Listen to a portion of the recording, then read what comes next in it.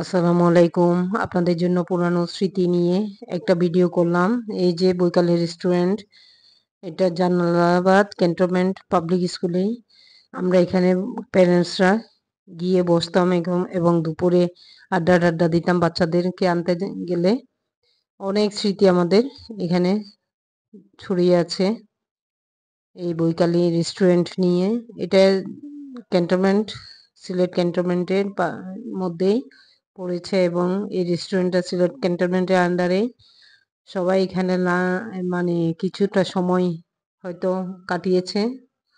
আমরা আজকে কাটালাম এখানে কিছুটা সময়। আমরা 2টা আইসক্রিম নিলাম এবং কিছু খাবার নিলাম। সেই পুরানো স্মৃতি মনে করতেই আসলে এই ভিডিওটা করেছি, কারণ এখানে অনেক ভালো খাবার পাওয়া যেত। আমরা সবাই কিনে নিয়ে নিতাম।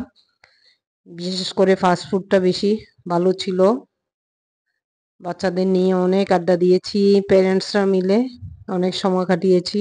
সেই পুরানো স্মৃতি মনে করার জন্য এই ভিডিওটা করেছি। আসার পথে, শাপলা বিল থেকে আসার পথেই আমরা বৈকালীতে নামলাম এবং এই যে বটেশ্বর বাজারের চারপাশে ঘুরে দেখালাম।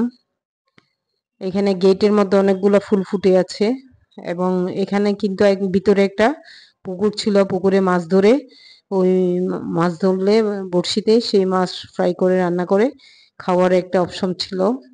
এখন দেখলাম পুকুরটা শুকিয়ে গেছে।